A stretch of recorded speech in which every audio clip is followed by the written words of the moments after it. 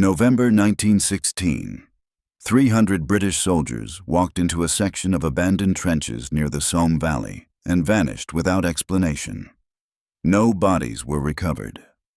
No witnesses came forward. The only evidence left behind was a journal entry from Captain Theodore Marsh that ended mid-sentence with the words, "They're still here, waiting in the walls." Military records show the incident was classified within 48 hours, and every officer who investigated the disappearance requested immediate transfer within a week. The stretch of land known as Sector 7 existed on every military map of the Somme offensive, but soldiers who served in the region claimed it appeared in different locations depending on who drew the boundaries. Lieutenant James Whitmore wrote to his sister in October 1916 about the confusion surrounding the sector's position. "We received orders to reinforce positions in Sector 7, he explained. But when we arrived at the coordinates, we found only empty fields. The trenches we were meant to occupy existed 3 miles north of where command insisted they should be." This geographical inconsistency became a source of dark humor among the troops stationed near the area. Private David Hughes recorded in his diary that men would joke about Sector 7 being haunted by German artillery shells that couldn't find their target. But the laughter stopped in early November when headquarters issued deployment orders for C Company of the Dorsetshire Regiment. Captain Theodore Marsh commanded C Company, a unit of 300 men who had survived the initial Somme offensive that summer.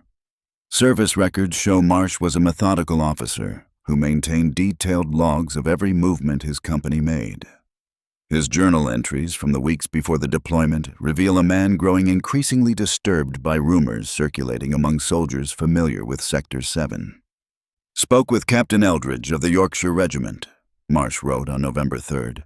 "He claims his men refused to enter certain trenches in Sector 7 after dark. Said they heard voices speaking in a language that wasn't German or English. When I pressed him for details, he became evasive and changed the subject. I've noticed this pattern in every conversation about the sector. Men either refuse to discuss it or provide contradictory information." The deployment orders arrived on November 12th. C Company was to occupy and fortify a network of trenches in Sector 7 that had been abandoned by French forces earlier that year. The official explanation stated the French had withdrawn to consolidate their lines. But a letter from Sergeant Paul Dubois of the 147th Infantry Regiment tells a different story. Dubois wrote to a fellow soldier in September 1916, 2 months before C Company received their orders. "We left those trenches because men were disappearing," he explained. "Not killed by shells or taken by raids. They would simply be gone when morning came. We found Private Moreau's rifle propped against the trench wall with his helmet placed carefully on top. His boots were lined up beside it as though he had removed them before bed. But Moreau was on watch duty. He had no reason to remove his equipment." The letter continues with increasingly disturbing details. "The officers ordered us to maintain our positions, but more men vanished. Always at night, always without sound or struggle. On our last evening in those trenches, Corporal Bisset claimed he saw figures moving through the walls themselves, not over them or around them. Through them. He was found the next morning in a state of complete silence. He never spoke another word." Captain Marsh's journal entry from November 13th shows he had obtained this information through unofficial channels. "I've learned why Sector 7 keeps appearing in different locations on our maps," he wrote, "because no one wants to admit where it actually is. The coordinates change in reports to avoid sending men there, but our orders came directly from Division Command. Someone at headquarters either doesn't know about the sector's history or doesn't care." C Company marched toward Sector 7 on the morning of November 14, 1916. A supply officer named Lieutenant Harold Price watched them depart from a support position 2 miles away. His testimony, given during the subsequent investigation, provides the last confirmed sighting of the company before they reached the trenches. "Captain Marsh seemed troubled," Price stated. "He asked me if I had heard anything unusual about Sector 7. I told him I'd heard the trenches there were poorly maintained but structurally sound. He looked at me for a long moment and then said something strange. He said, 'I don't think they're empty.' When I asked what he meant, He simply shook his head and ordered his men forward. The investigation records show C Company reached the trench coordinates at approximately 2 in the afternoon. They sent a radio confirmation of their arrival and began establishing their position. The radio operator at headquarters logged 2 additional transmissions from Captain Marsh over the next 3 hours. Both messages reported normal activity and successful occupation of the trenches. The radio went silent at 5:17 in the evening. Military protocol required units to send status updates every 4 hours. When C Company failed to transmit at 9 o'clock, headquarters attempted to establish contact. They received no response. Additional attempts throughout the night yielded the same result. At dawn on November 15th, Command sent a reconnaissance patrol to investigate. Lieutenant Gerald Hastings led the patrol. His official report, filed on November 16th, describes what they found. We arrived at the coordinates at 0600 hours.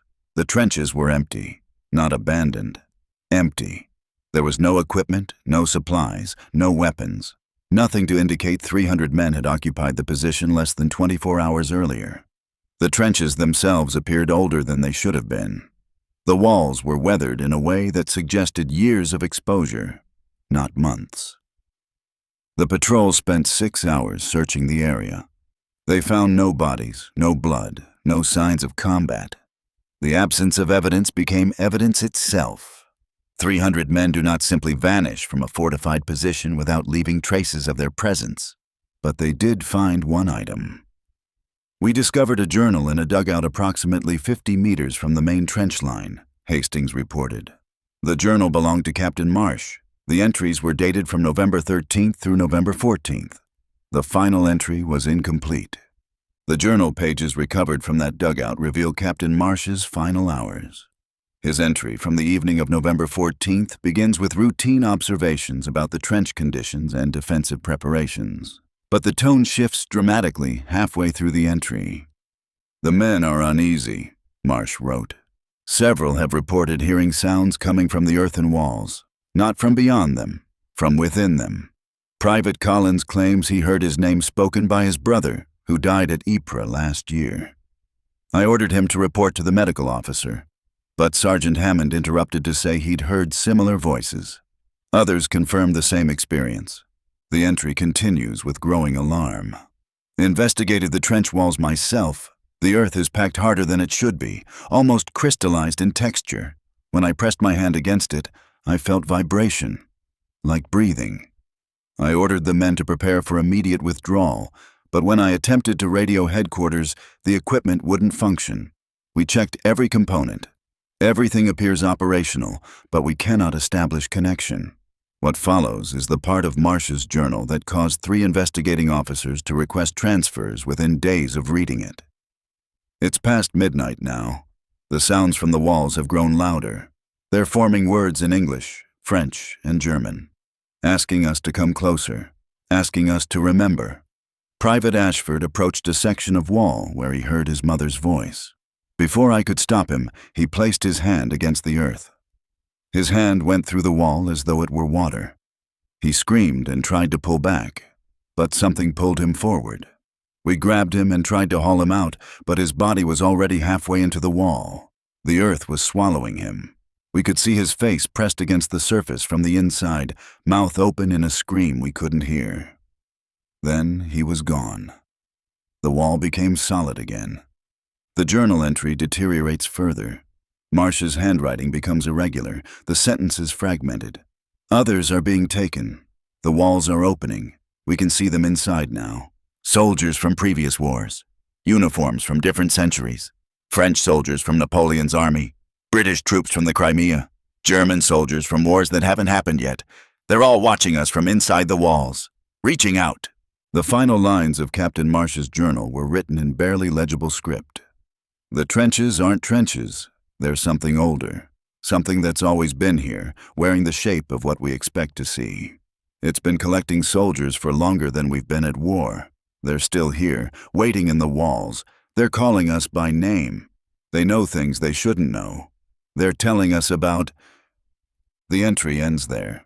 Lieutenant Hastings' patrol brought the journal back to headquarters, where it was immediately classified. Division Command ordered a full investigation, assigning Colonel Andrew Winters to lead the inquiry.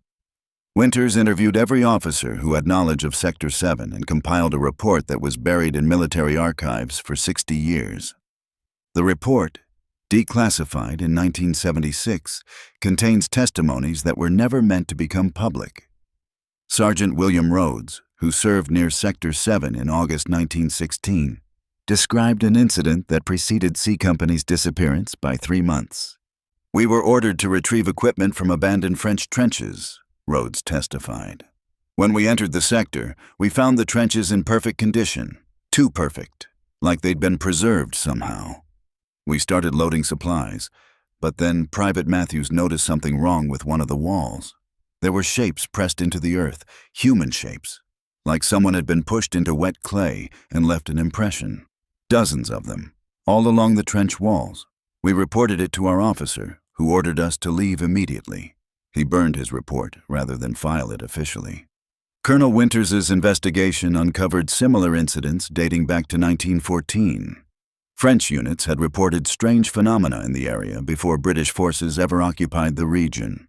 A letter from Commandant Louis Bertrand, written in December 1914, describes trenches that breathed with their own rhythm, and walls that whispered in the language of the dead.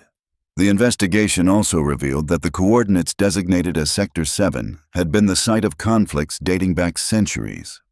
A local historian interviewed by Colonel Winters explained that the area had been a battlefield during the 100 Years' War, the Wars of Religion, and the Napoleonic campaigns. "The earth there has been soaked in blood for over 500 years, the historian stated. "Local farmers refused to work the land even before the war. They said the soil remembered." But the most disturbing discovery came from an archaeological survey conducted in the area in 1904, 12 years before C Company marched into the trenches. The survey team had been documenting Roman ruins when they uncovered a network of underground chambers that predated Roman occupation by centuries. The lead archaeologist, Dr. Henri Marchand, noted in his findings that the chambers appeared to have been deliberately buried by ancient peoples. The chambers contained evidence of ritual activity, Marchand wrote. Specifically, rituals related to war and death.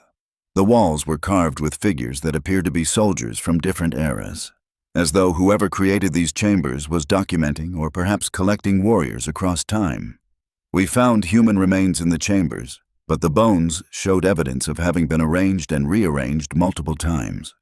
The most unsettling aspect was that some of the carved figures on the walls depicted soldiers in armor that wouldn't exist for another 1,000 years, as though the chambers knew what was coming. Dr. Marchand recommended the chambers be sealed and the area marked as archaeologically sensitive. His recommendation was filed and forgotten. When the war came, trenches were dug directly above the ancient chambers.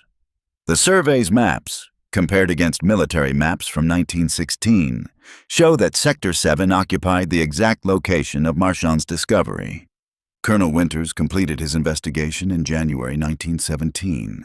His report concluded that C Company had likely been captured during a covert German raid, and that the journal entries reflected the psychological strain of combat rather than supernatural phenomena. He recommended the incident be closed without further inquiry. But a personal letter from Winters to his wife, found in his effects after his death in 1943, tells a different truth. "I lied in my report," he wrote. "I lied because the truth would accomplish nothing except creating panic. I went to Sector 7 myself after reading Marsh's journal. I went alone at night because I needed to understand. The trenches are still there, empty, silent. But when I placed my hand against the wall, I felt it. The breathing, the vibration, and I heard my name spoken in my father's voice, though my father died when I was a child. I heard him asking me to come inside, asking me to join the others. I ran. I ran like a coward, and I'm not ashamed of it. Whatever exists in those trenches has been there for centuries, and it will be there for centuries more. We didn't create it with our war. We just fed it." Military records show that Sector 7 was officially removed from all operational maps in February 1917. The coordinates were designated as geologically unstable, and permanently excluded from military activity. No units were sent to the area for the remainder of the war, but soldiers continued to disappear near the location. Between 1917 and 1918, 47 men from various units went missing within a 5-mile radius of the former Sector 7 coordinates. None of the disappearances resulted in official investigations. The men were simply listed as killed in action, their bodies marked as unrecovered. A medic named Thomas Bradshaw wrote in his diary about treating a soldier who wandered into a field hospital in March 1918. He was babbling about trenches that weren't on any map, Bradshaw recorded. Said he'd gotten lost during a patrol and found himself in a section of trenches he didn't recognize. He claimed the walls were covered in handprints from the inside, hundreds of them. He said he could see faces pressed against the earth, watching him. When I asked where these trenches were located, he couldn't remember. He said the harder he tried to recall the location, the more confused he became, like the memory was protecting itself. He was shipped back to England the next day, marked as shell-shocked. The land that once held Sector 7 is farmland now. The trenches were filled in decades ago. The battlefields returned to agriculture. But farmers working the area report equipment failures and livestock that refuse to enter certain fields. In 1983, a construction crew breaking ground for a rural highway discovered a section of preserved trench wall 20 feet below the surface. The wall was covered in handprints. The crew foreman ordered the trench reburied immediately and rerouted the highway 3 miles north. The incident was never officially reported, and last month, a hiker in the region uploaded photos to a military history forum showing what appears to be a trench entrance that wasn't there the previous summer. The coordinates match an area that military maps from 1916 labeled as Sector 7. 3 forum members visited the location to investigate. Their last post simply stated, "We can hear them inside the walls."